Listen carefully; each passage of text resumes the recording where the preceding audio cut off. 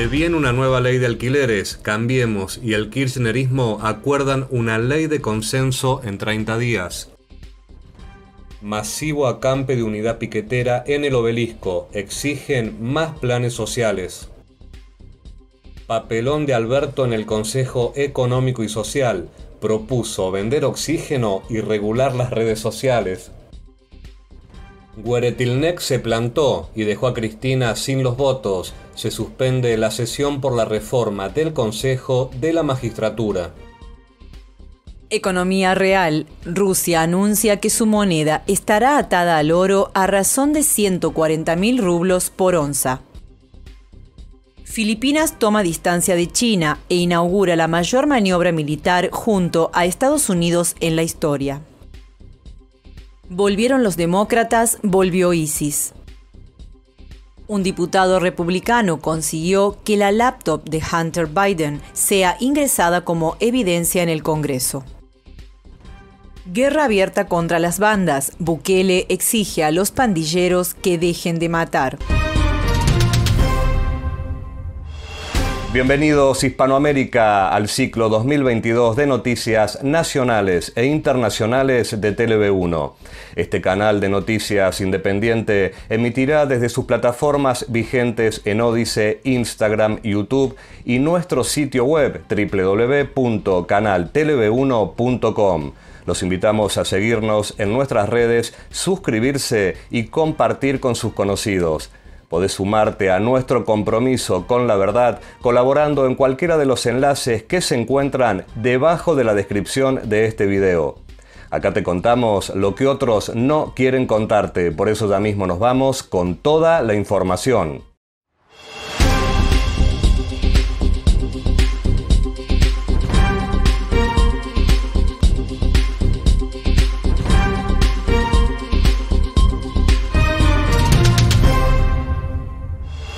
La ley de alquileres que promovió Cambiemos en 2019 y que se aprobó con una amplia mayoría en el Congreso que incluyó votos tanto del macrismo como del kirchnerismo ha resultado en un desastre. La rigidez de los contratos que se establecen con esta nueva ley, principalmente a 3 años, con aumentos anuales, hizo que muchos propietarios saquen sus departamentos del mercado. Esto llevó a una notable reducción de metros cuadrados en alquiler. Por ejemplo, los departamentos de 2 ambientes en Cava bajaron de 25.000 metros cuadrados a principios del 2019 a 13.000 metros cuadrados en los próximos meses de 2022, una caída del 48% en 3 años. Menos oferta ante misma o mayor demanda lleva inexorablemente a aumentos de precios. Así, los alquileres se dispararon en los últimos años. Tan solo en 2021 los alquileres subieron un 72% en el Gran Buenos Aires, 20 puntos porcentuales más que la inflación. Este fracaso es reconocido por todos los arcos políticos y Juntos por el Cambio hizo una campaña el año pasado para derogar la propia ley que ellos crearon y sancionaron. El kirchnerismo, a su vez, pidió hacer una ley más dura y están en negociaciones de tira y afloje con las autoridades de la coalición opositora para hacer una ley nueva. En diputados, Massa, Negri y Ritondo acordaron sancionar una nueva ley de alquileres de consenso y aprobarla de acá a un mes. En pos de este entendimiento, Juntos por el Cambio dio de baja la sesión especial que había convocado para el martes para presionar por este tema. La discusión llevará tiempo y se descuenta que se harán varias rondas de expositores entre inquilinos, propietarios e inmobiliarias, entre otros. Se fijaron 30 días hábiles como plazo para tener el texto final. La duración de los contratos por 3 años y la actualización anual por el índice para contratos de locación que combina inflación y evolución de los salarios que fijó la última ley de alquileres trajeron serios problemas al mercado tanto para inquilinos como para propietarios. Eso se tradujo en dificultad para conseguir alquileres y, como era esperable, más inmuebles vacíos. Por su parte, el titular de la Cámara, Sergio Massa, uno de los mayores críticos de la ley, había declarado esta semana que su idea es conformar una comisión especial para el tratamiento y suspender por 90 días la ley actual.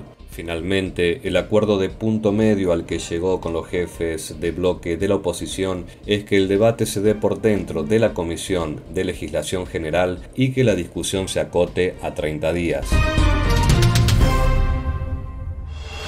El pasado miércoles comenzó en el Obelisco un acampe por parte de Unidad Piquetera, una agrupación que engloba a organizaciones sociales, partidos de izquierda y grupos de choque de diversos sindicatos. La convocatoria es impulsada por representantes del Polo Obrero, MTR Votamos, Luchar, El Cuba, MTR, Barrios de Pie, Libres del Sur, MST, Teresa Vive, el Movimiento Territorial, el Frente de Organizaciones en Lucha y fracciones del Frente Popular Darío Santillán, entre otras organizaciones que también forman parte de la manifestación.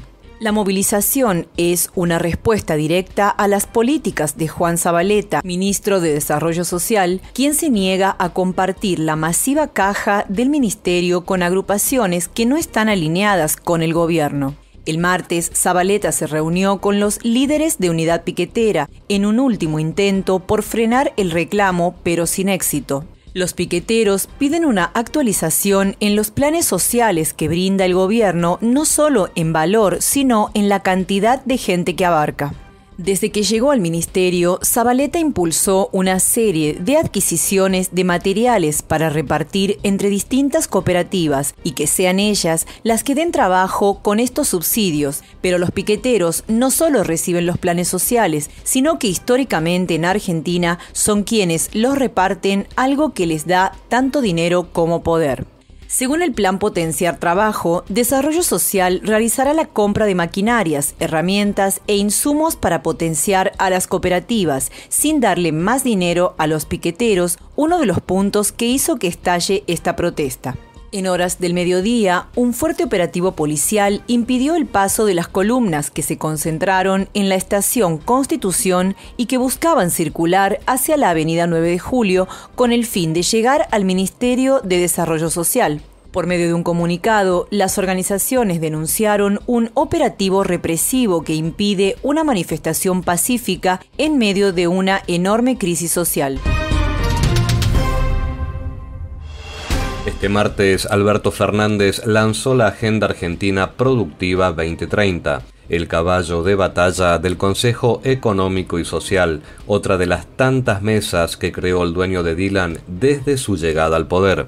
Frente a empresarios y dirigentes sindicales y acompañado por Gustavo Vélez, Sergio Massa y Matías Culfas, las tres personas de más confianza que le quedan en el gobierno, Alberto habló por más de 2 horas en el Centro Cultural Kirchner sobre diversas propuestas para sacar a Argentina adelante.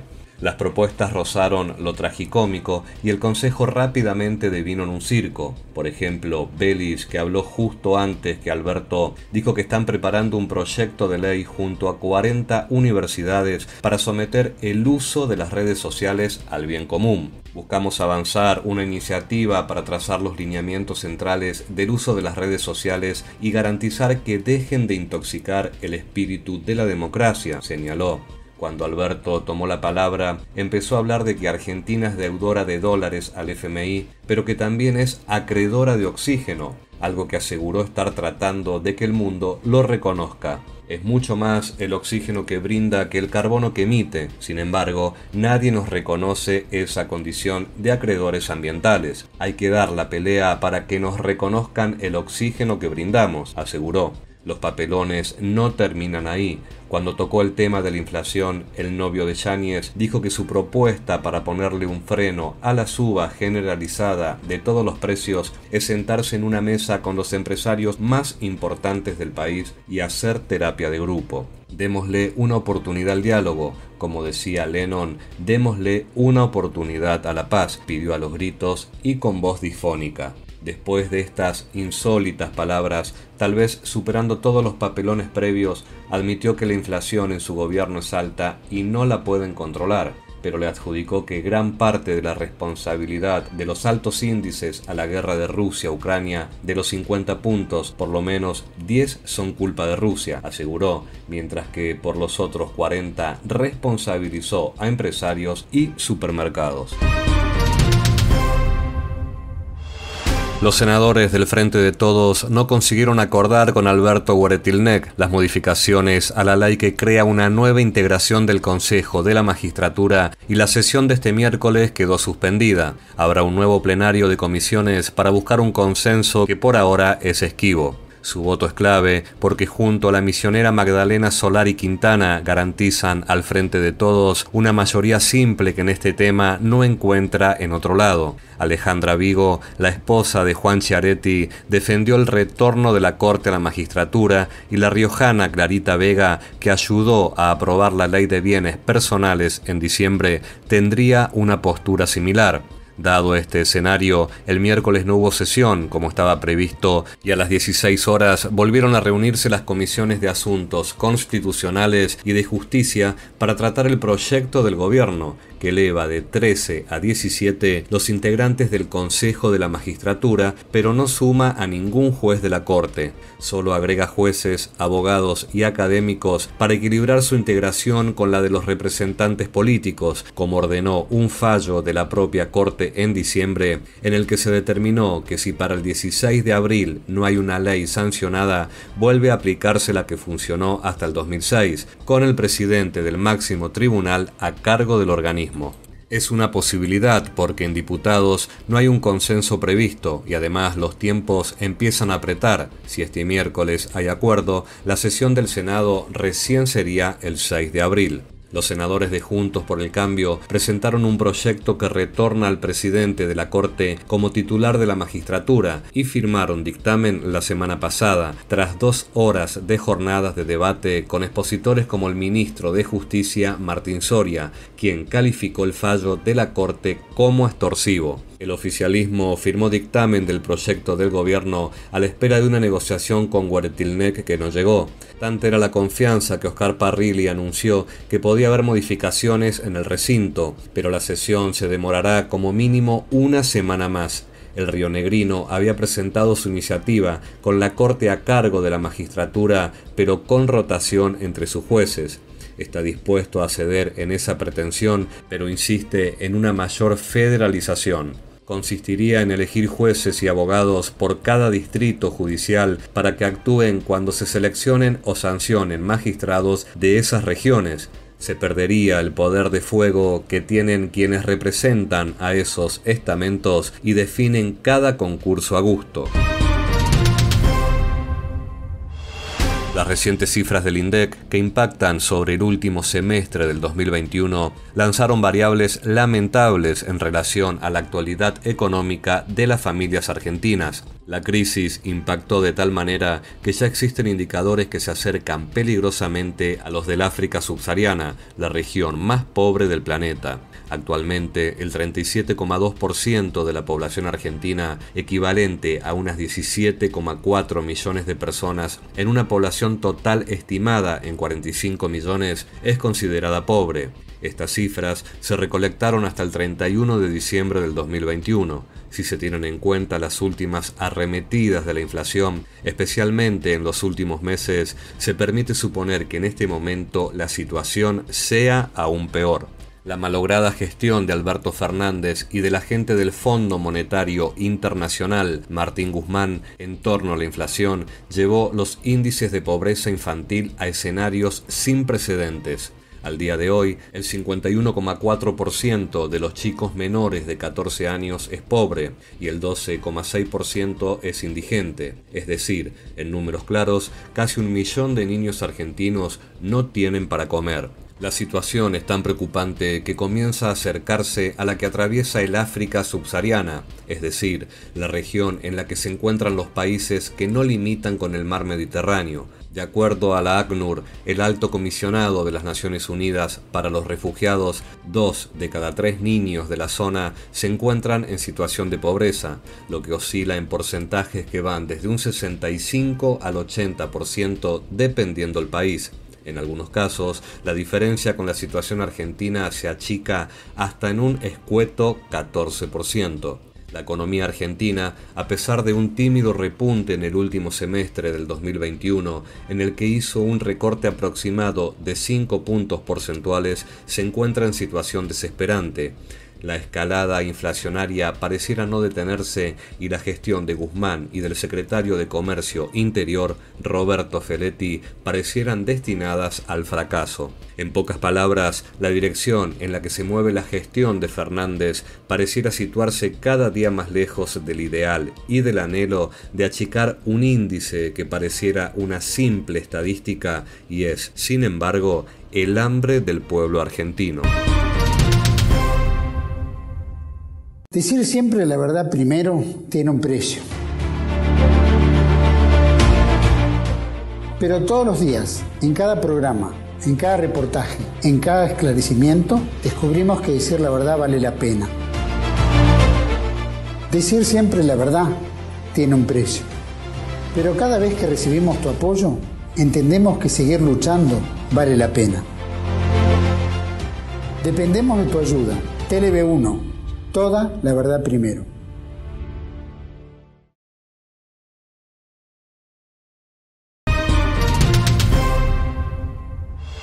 En respuesta a las sanciones económicas de Occidente y la fuerte inestabilidad de precios, el Banco Central de Rusia decidió establecer una paridad fija entre el rublo y el oro. Desde el pasado 28 de marzo y hasta el próximo 30 de junio, la autoridad monetaria se comprometió a entregar 5.000 rublos por cada gramo de lingote de oro, lo que implica un tipo de cambio fijo de 140.000 rublos por onza. Las medidas tienen dos objetivos fundamentales. El primero es estabilizar el valor del rublo después de una drástica devaluación desde los últimos días del mes de febrero. En este sentido, el valor del rublo en términos del dólar ya ascendió hasta un 85% desde que se tomaron las medidas. En segundo lugar, el gobierno ruso busca una vía de escape para colocar sus exportaciones sin necesidad de pasar por el dólar. El oro como activo de reserva por excelencia a nivel internacional conformó siempre una vía de escape para sortear sanciones económicas y preservar la integridad de las transacciones bloqueadas. Como Rusia solamente aceptará rublos a modo de pago por las exportaciones de petróleo y gas que todavía están vigentes en Europa, esto implica en última instancia, estos mercados estarán atados indefectiblemente al oro. Si las empresas y entidades de los países europeos dependientes del suministro ruso desean seguir importando petróleo y gas, deberán o bien canjear oro por rublos para efectuar los pagos o bien utilizar oro de forma directa. Si quieren comprar, que paguen en moneda fuerte, y esto es oro para nosotros, o paguen como nos convenga, esto es moneda nacional, advirtió Pavel Zavalny, el presidente del Comité de Energía de Rusia. Esta determinación afecta directamente al uso del dólar en el mercado energético internacional, dado que ahora el oro podría cobrar relevancia en la cotización del petróleo y el gas en los mercados financieros. Y no solo esto, el rublo ahora será considerada una moneda fuerte en comparación a las monedas fiat en Europa y Estados Unidos. Esto significa que el dólar y el euro no solamente se verán afectados en los mercados energéticos, sino que también se verá afectado su uso como monedas de reserva. El siguiente paso de Putin fue darle un respaldo al rublo, y así lo hizo por recomendación de Elvira Nabiullina, la presidente del Banco Central de Rusia, que acompaña a Putin desde su llegada al Kremlin, quien ordenó que el Banco Central empiece a garantizar el cambio de 140.000 rublos por una onza de oro. Este patrón oro híbrido implica que cualquier ruso puede ir con 140.000 rublos a cualquier banco en Rusia y estos deben entregarles por ley una onza de oro. Un sistema similar rigió en Estados Unidos entre 1946 y 1971, conocido como Bretton Woods. Según el decreto, tendrá vigencia hasta el 30 de junio. En un contexto de aumento de tensiones en el mar de China Meridional, Estados Unidos y Filipinas iniciaron el pasado lunes maniobras militares conjuntas donde más de 9.000 militares de ambos países se coordinarán tanto en simulaciones militares como en entrenamientos con munición real en el norte y centro de la isla de Luzón durante 12 días. Se trata, según la embajada estadounidense en Manila, de las mayores maniobras conjuntas de la historia, después de que fueran cancelados hace 2 años por la pandemia y reducidos a unos pocos cientos de efectivos en 2021. Estas maniobras tienen como objetivo afianzar la alianza entre ambos países para reforzar la paz y estabilidad del Indo-Pacífico. El general Jay Bargeron, responsable estadounidense de los ejercicios, destacó durante el acto celebrado en Campo Aguinaldo, la sede de las Fuerzas Armadas de Filipinas, que el entrenamiento conjunto también servirá para fortalecer el acuerdo militar de defensa mutua entre ambos países y promover la ayuda humanitaria coordinada en el archipiélago. Por su parte, el general Charlon Garland, director filipino, señaló las maniobras en las que participan 5.500 soldados estadounidenses y 3.800 filipinos y alabó la estrecha amistad que une a los dos ejércitos. Cabe recordar que Filipinas históricamente fue un aliado de Estados Unidos hasta 2019, cuando el presidente Rodrigo Duterte decidió alejarse de Washington y potenciar las relaciones con Beijing. Sin embargo, ahora, con un pie fuera del gobierno, Duterte parece haberse decidido volver a las raíces de su gobierno y afianzar la alianza con Estados Unidos. Estos ejercicios se dan tras la denuncia del gobierno filipino de que buques de la Guardia Costera China maniobraron peligrosamente cerca de la Guardia Costera Filipina. Este es parte de su zona económica exclusiva y está reconocida por las leyes internacionales, pero el Partido Comunista Chino lo reclama como propio. China tomó el Scarborough, una zona llena de recursos pesqueros, a unos 200 kilómetros al norte de Filipinas y a 600 kilómetros al sudeste de China, en un tenso enfrentamiento naval en el 2012. Desde entonces, buques chinos patrullan el lugar y les bloquean ilegalmente el acceso a los buques filipinos. China reclama como propio el 90% de los recursos del Mar del Sur de China, pasando por alto a la Convención de las Naciones Unidas sobre el Derecho del Mar y los reclamos de Brunei, Malasia, Filipinas, Taiwán y Vietnam. Durante el mandato del presidente Donald Trump, Estados Unidos formalizó su rechazo al reclamo ilegal e ilegítimo de China, más allá de la tradición americana de enviar buques de patrullaje para garantizar el derecho de navegación en la zona. Una célula del Estado Islámico llevó a cabo un ataque del campamento de refugiados ubicado en Al-Hol, al norte del país, en medio de los atentados que han tenido a Israel como objetivo principal. El campamento está controlado por las fuerzas democráticas sirias dirigidas por los kurdos, enemigos del fundamentalismo islámico. La agencia de noticias kurda, Hawar, informó que los enfrentamientos duraron 3 horas luego de que una célula de ISIS atacara a miembros de las fuerzas Asayish de las fuerzas democráticas sirias. Según la agencia, los atacantes habrían usado rifles Kalashnikovs, pistolas y granadas propulsadas por cohetes. El monitor de guerra aseguró que 3 personas, incluido un niño, perdieron la vida en el ataque. Además, agregó que un miembro de ISIS también fue asesinado, ascendiendo a 4 la cantidad de víctimas fatales. Por su parte, el Observatorio Sirio de Derechos Humanos agregó que otras 4 mujeres y 6 niños al menos resultaron heridos. Al parecer, los atacantes del ISIS se escondían entre sus familiares que se encuentran viviendo en el campamento. Entre 2017 y 2018, la coalición de países que dirigía Estados Unidos en Medio Oriente derrotó al Estado Islámico y destruyó la gran mayoría de las células terroristas de ISIS en la región.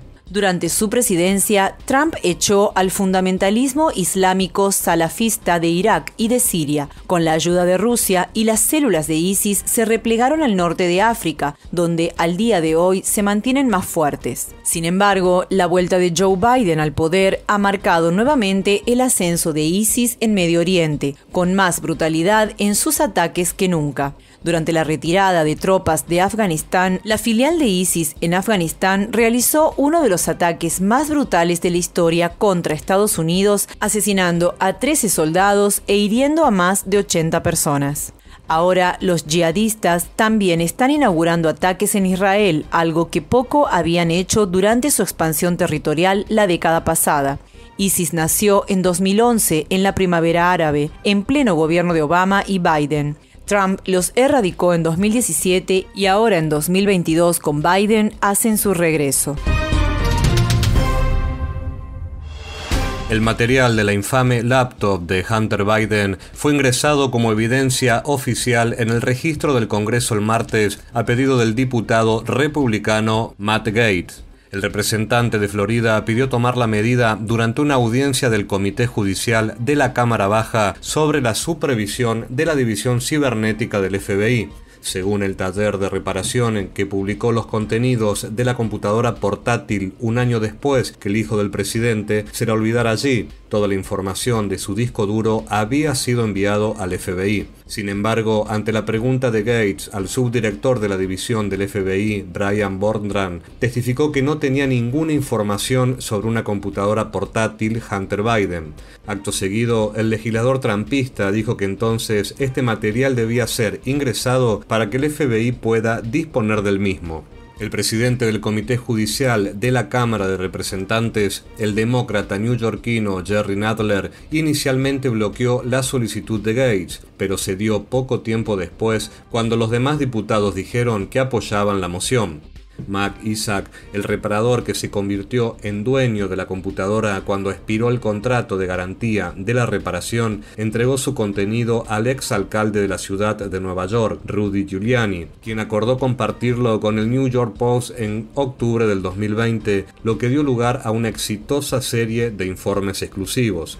Incluye fotos obscenas de Hunter Biden teniendo relaciones sexuales con prostitutas de muy joven edad, aunque no ha podido identificarse si eran menores de edad, además de correos electrónicos condenatorios donde admite diversos crímenes como lavado de dinero y tráfico de influencias. También incluye espeluznantes videos como un clip obsceno de 12 minutos que muestra al hijo del presidente Biden fumando crack mientras participa en un acto sexual violento con una mujer no identificada. La cadena NBC News ha revelado esta semana que avanza la investigación policial sobre Hunter. Se ha confirmado que cuando Biden era vicepresidente de Obama, su hijo recibió $3,8 millones de una campaña estatal de energía en China. También recibió millones de dólares de una campaña de gas estatal en Ucrania, Burisma, y que mintió sobre sus declaraciones de impuestos sobre esas ganancias millonarias en los Estados Unidos.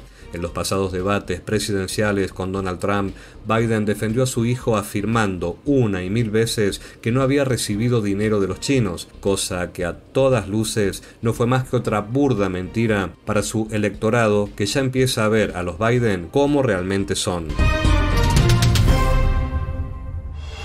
El Salvador sufrió el pasado fin de semana 87 homicidios. El sábado, con 62 muertes, fue el día más mortífero de la historia reciente del país centroamericano. Como resultado, la Asamblea Legislativa de mayoría oficialista aprobó el miércoles una polémica solicitud del Ejecutivo para combatir a las llamadas maras, orientada a reformar el Código Penal para endurecer las condenas contra los pandilleros. En un tuit, el presidente salvadoreño anunció represalias contra los 17.000 miembros de bandas encarcelados, amenazándolos con restringirles alimentación y con que no verán el sol. Paren de matar ya, o ellos la van a pagar también, publicó Bukele. Las autoridades atribuyen a las bandas la ola de violencia, principalmente a la llamada Mara Salvatrucha. El Salvador está bajo estado de excepción desde el domingo con suspensión de garantías constitucionales. Las normativas, que se implementarán en principio por un mes, aunque puede ser extendido, incluyen la suspensión de la libertad de asociación, del derecho de defensa y de la inviolabilidad de la correspondencia. En uno de sus incisos más polémicos, la reforma al Código Penal incluye también considerar como adultos y juzgarlos como tal a los pandilleros mayores de 12 años. Es la primera vez que el gobierno propone una pena específica para quienes considere pandilleros. Previamente, en El Salvador se consideraba a los miembros de las bandas criminales como terroristas y se les procesaba bajo esa figura, aunque de acuerdo con la prensa local era complicado comprobar su participación en esas agrupaciones y las sentencias variaban entre los 6 y 9 años de prisión. Pero pese a las medidas extraordinarias y a las detenciones masivas, las pandillas mantuvieron el domingo su desafío al gobierno de Bukele. El aumento de la violencia de las pandillas en El Salvador tiene lugar luego de que durante gran parte del 2020 se redujeran a niveles históricos los asesinatos en las calles de este país.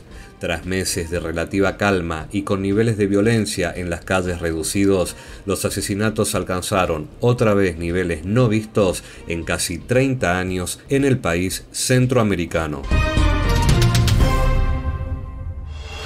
La reflexión de la semana estará a cargo del licenciado en Estudios Internacionales en la Universidad de Lock Haven, Pensilvania, académico de número del Instituto de Investigaciones Históricas Juan Manuel de Rosas, académico del Centro de Estudios Económicos Mariano Fragueiro, fundador y director de TLB1. Escuchamos al licenciado Juan Manuel Soaje Pinto.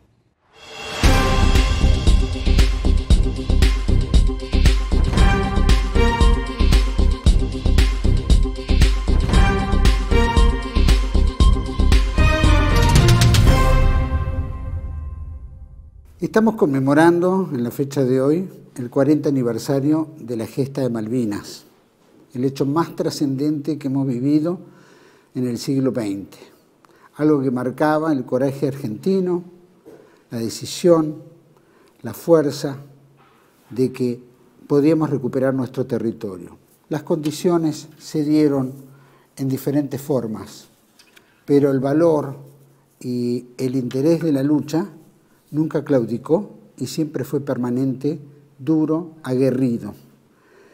Eso es algo que no podemos nunca olvidar, que el pueblo argentino tiene eso, tiene ese poder, tiene esa fuerza y esa convicción.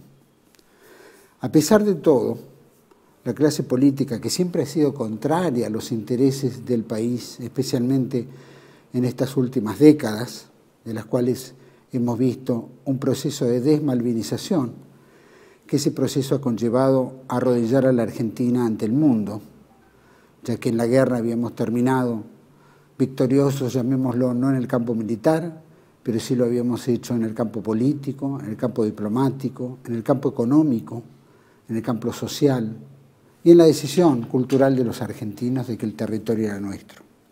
La desmalvinización, que fue gestada post-Malvinas, que es la segunda guerra que el Reino Unido tiene con la Argentina, ha logrado que el poder político se arrodillara ante el poder internacional y comenzar ese proceso de desmalvinización. Cómo nosotros íbamos a levantarnos contra el Reino Unido y especialmente contra la OTAN.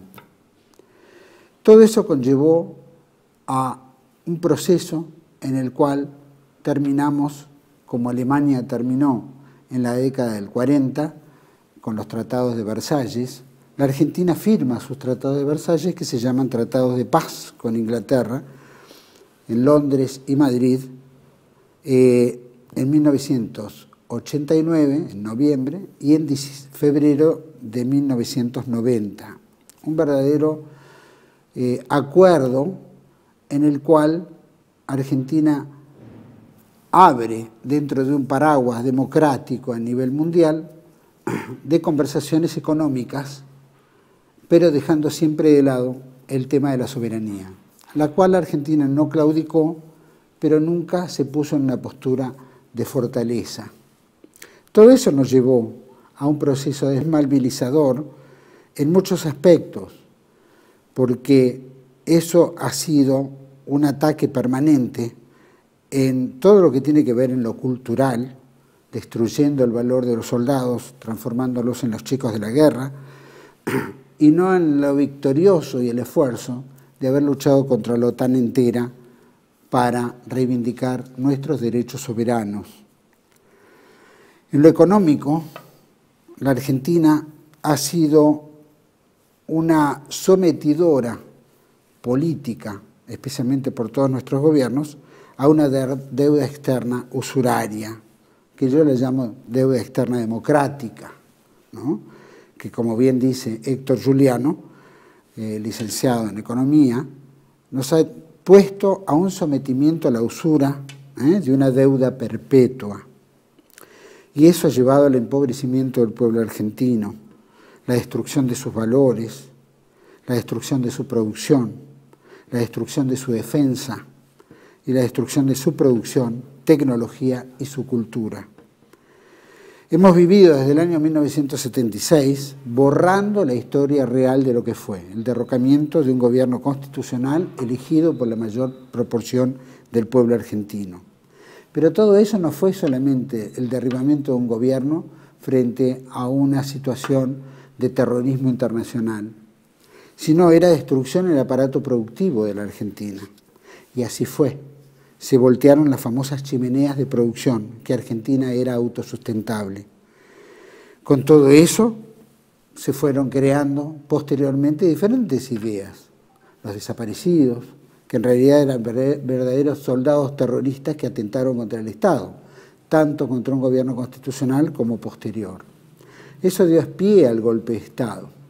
Ese golpe de Estado destruyó todo eso.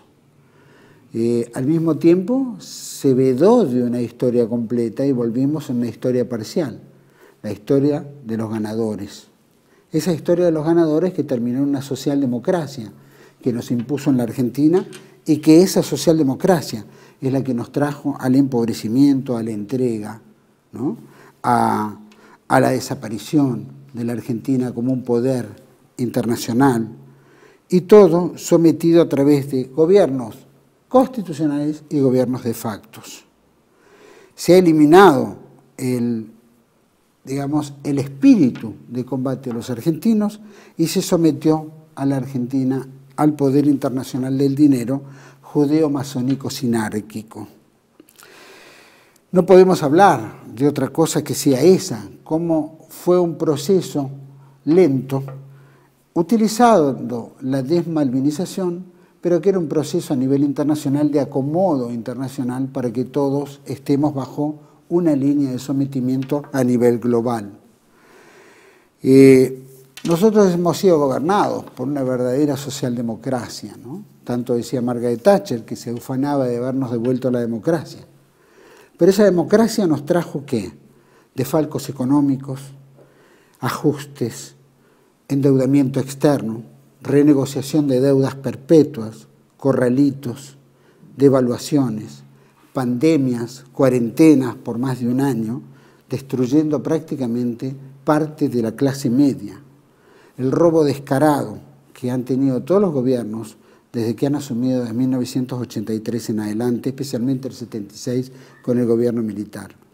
La concomitancia entre todos los partidos políticos, no importa cuál fuera, sea el macrismo, sea el Frente para la Victoria con el kirchnerismo, sea Juntos por el Cambio, sea lo que sea radicalismo, la izquierda marxista liberal, todos han sido parte de este proceso de desguace nacional, que han empujado a la sociedad argentina un 45% debajo de la línea de pobreza. Eso es algo que no se puede nunca olvidar en el pueblo argentino hacia el futuro. La cultura del descarte, la cultura de la muerte. Hablan de 30.000 desaparecidos cuando en realidad fueron 7.000. Y que no fueron 7.000 desaparecidos, sino fueron 7.000 terroristas, que muchos de ellos murieron en combate. Pero no se habla de los 62.000 niños abortados que anualmente se están llevando a cabo en la República Argentina. Ante una gran pasividad social, sin reacción ante el horror, la muerte y el abandono de esos niños. Tenemos medio territorio ocupado por fuerzas extranjeras, tenemos bases militares, el abandono de nuestro mar argentino, que es depredado por fuerzas extranjeras, por empresas extranjeras, bajo el dominio que actualmente ejerce Gran Bretaña sobre nuestro mar argentino.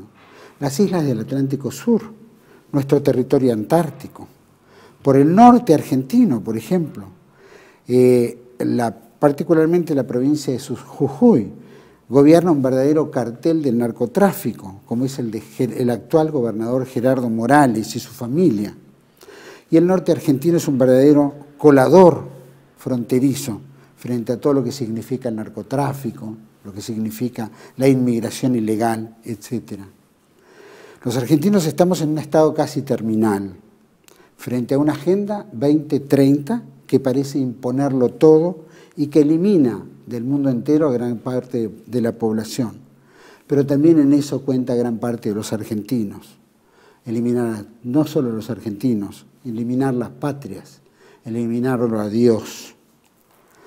Alguna vez un escritor español hablaba de argentinos a las cosas. Ortega y Gasset planteaba argentinos a las cosas.